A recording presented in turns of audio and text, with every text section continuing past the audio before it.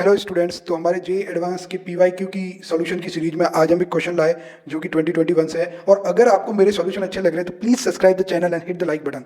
A long straight wire carries a current I equal to 2 ampere. A semicircular conducting rod is placed beside it on two conducting parallel rails of negligible resistance. Both the rails are parallel to the wire. The rod and the rail lie in the same horizontal plane as shown in figure. The ends of semicircular rod are at a distance 1 centimeter and 4 centimeter from the wire. At t equal to 0, the rod start moving on rail with speed V is equal to 3 meter per second. A resistor R equal to 1.4 ohm. A capacitor C naught equal to 5 microfarad are connected in series between the rails at time t equal to 0. C naught is uncharged. Which of the following statement is or correct? We have been given the value of mu naught and log 2. अब ये हमारे पास question है।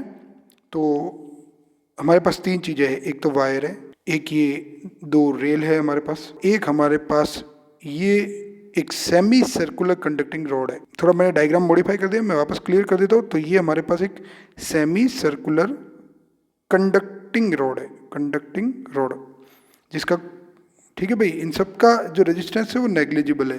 Resistance अलग से दे रखा है अपन को, वो 1.4 है, कैपेसिटेंस भी दे रखा है। अब अपन को पता है कि ये रॉड मूव कर रही है जैसे कि क्वेश्चन में लिखा है।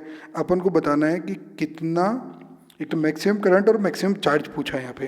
तो करंट और चार्ज जो भी बनेगा वो क्यों बनेगा, सबसे पहले तो because there is a flux change. तो यहाँ फैराडे लॉ का कॉन्सेप्ट है, तो मैं कॉन्सेप्ट लिख देता हूँ। क्योंकि यहाँ फ्लक्स जो है चेंज हो रहा है, कितना फ्लक्स चेंज होगा वो निकालेंगे। So there will be a EMF and hence there will be a current. But क्योंकि EMF कांस्टेंट होगा, क्योंकि वेलोसिटी कांस्टेंट है, तो ये एक DC सर्किट की तरह बिहेव करेगा। और इनिशियली जब EMF स्टैब्लिश हुआ है तो कैपेसिटर शॉर्ट सर्किट की तरह बिहेव करेगा, करंट मैक्सिमम होगा। और after a long time capacitor जब पूरा चार्ज हो जाएगा तो वो ओपन सर्किट की तरफ बिहेव करेगा, उस पर चार्ज मैक्सिमम होगा और सर्किट में करंट जीरो हो जाएगा। तो ये भी अपन को ध्यान रखना है कि जब करंट मैक्सिमम हो जाएगा, करंट मैक्सिमम, तो कैपेसिटर में कोई चार्ज नहीं होगा, यानी Q इक्वल टू जीरो होगा। और करंट जब मिनिमम हो जाएगा, यानी करंट जब जीरो हो जाएगा, तो चार्ज जो है वो मैक्सिमम हो जाएगा। ये बात सबको क्लियर होनी चाहिए। तो अब अपन ये निकाल देते हैं कि जब ये रॉड मूव करेगी तो dt टाइम में से कितना फ्लक्स में चेंज आएगा। तो ये अपन निकालते हैं। तो से dt टाइम में ये जो कंडक्टिंग रॉड है हमारे पास सेमी सर्कुलर, ये अपनी पोजीशन बदल के यहाँ तक पहुँच गई। ऐसे में इसकी पोजीशन जो पहले ये रेड लाइन से डिनोट की है उससे ग्रीन लाइन पे आ गई। तो अपन बोलेंगे जो एरिया का चेंज हुआ वो ये वाला एरिया हो गया dA। और ये एरिया कितना होगा, तो v स्पीड से चल रही है तो इसकी जो हाइट होगी वो तो v dt हो जाएगी।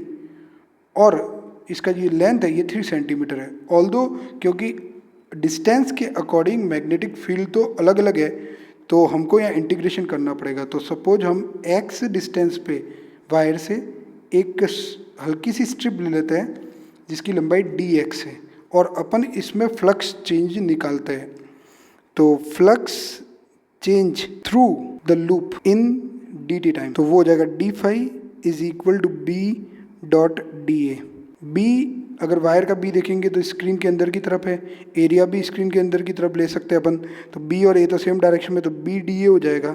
और अगर मैं da की वैल्यू लिखूँ तो da की वैल्यू हमारे पास आ जाएगी एरिया की value v dt into D x. ये छोटी स्ट्रिप का एरिया है, ये हमारे पास d फाई आ गया। अब अगर d फाई dt कर लें, that is rate of change of flux, तो वो आ जाएगा b v dx। तो दैट इज स्मॉल EMF, लेकिन अपन को नेगेटिव साइन लगाना पड़ेगा। क्यों, क्योंकि फैराडे लॉ के according EMF is equal to minus d phi dt। तो ये हमने लगा लिया। अब अगर हमको टोटल EMF निकालना है तो यानी अपन अगर यहाँ BLV सिंपल लगा देते, BLV, और फिर इंटीग्रेट करते थे तो भी हमारे पास आंसर तो आना ही था। तो अगर अपन को टोटल EMF निकालना है तो अपन को इंटीग्रेट करना पड़ेगा 1 सेंटीमीटर से 4 सेंटीमीटर पे। और अपन टोटल EMF का मैग्नीट्यूड निकाल देते हैं, क्योंकि डायरेक्शन अपने लिए इंपॉर्टेंट नहीं है, तो माइनस के साइन को एक बार अपन भूल सकते हैं। तो B की वैल्यू एक लॉन्ग वायर के कारण x डिस्टेंस पे mu naught I upon 2 pi x into v d x, और बाकी सब कांस्टेंट है तो जो चीज़ें बाहर निकल सकती है उनको निकाल देते हैं। Mu naught I upon 2 pi, तो मैं पूरा डेरिवेशन कर रहा हूँ, into v 1 upon x d x. 1 upon x का जो इंटीग्रेशन होता है वो ln x या log x, log base e x होता है। तो mu naught I into v upon 2 pi, ये हमारे पास वैल्यू है, into log x 4 centimetre of 1 centimetre.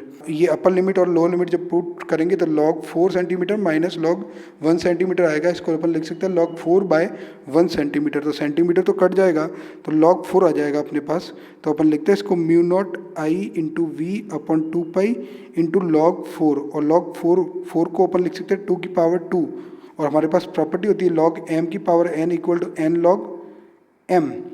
तो हमारे पास आ जाएगा ये 2 mu naught I into v upon 2 pi log 2। अब log 2 की वैल्यू अपन को दे रखी है, ये सारी वैल्यू यहाँ पे पुट कर देते हैं। तो 2 म्यू नॉट की वैल्यू होती है 4 पाई इंटू 10⁻⁻⁷। करंट की वैल्यू 2 है, स्पीड अपन को 2 दे रखी है, स्पीड अपन को 3 दे रखी है। log 2 की वैल्यू 0.7 अपन को दे रखी है यहाँ पे 0.7, और यहाँ नीचे 2 पाई है। तो ये वैल्यू हमारे पास आ जाएगी 16.8 इंटू 10⁻⁷ वोल्ट। ये सब सॉल्व करने पे ही आ जाएगा। अब हम एक एक करके क्वेश्चन को सॉल्व करते हैं। पहला है maximum current through the register is 1.2 into 10⁻⁻⁶ ampere. जैसा कि मैंने बताया कि अगर अपन को मैक्सिमम करंट निकालना है तो जैसे ही अपने रॉड को मूव करना चालू किया, ईएमएफ स्टैब्लिश हुआ, कैपेसिटर शॉर्ट सर्किट की तरह बिहेव करेगा, तब जो मैक्सिमम करंट हो जाएगा वो सिंपली जो हमारा E बाय आर हो जाएगा, क्योंकि कैपेसिटर के अक्रॉस कोई ड्रॉप ही नहीं होगा। तो मैक्सिमम करंट की वैल्यू हो जाएगी E बाय आर। और ऐसा कब होगा? जब टाइम 0 से जस्ट आगे है, ठीक है ना। तो E की वैल्यू अपने पास 16.8 इंटू 10⁻⁷, और जो हमको क्वेश्चन में R की वैल्यू दे रखी है वो दे रखी है 1.4। तो ये हमारे पास जब सॉल्व करेंगे यहाँ पे तो हमारे पास आ जाएगा 1.2 इंटू 10⁻⁶ एम्पियर। आप सॉल्व करके देख सकते हैं। आर की वैल्यू देख लो, क्वेश्चन में अपन को दे रखी है 1.4 ओम। तो सी की वैल्यू अपन को दे रखी है 5 माइक्रोफैरड।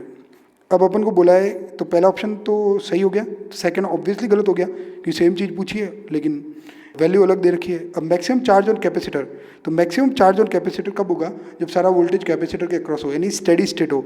जब टी जो है इन्फाइनाइट की तरफ जाएगा तो सर्किट में करंट 0 हो जाएगा, क्योंकि ईएमएफ कांस्टेंट है तो सर्किट में करंट 0 हो जाएगा। ऐसे में सारा ईएमएफ जो है कैपेसिटर के अक्रॉस आ जाएगा। तो अपन बोल सकते हैं कैपेसिटर के अक्रॉस वोल्टेज ईएमएफ के बराबर हो जाएगा। ऐसे में कैपेसिटर के अंदर चार्ज मैक्सिमम हो जाएगा और वो हो जाएगा Q equal to C we.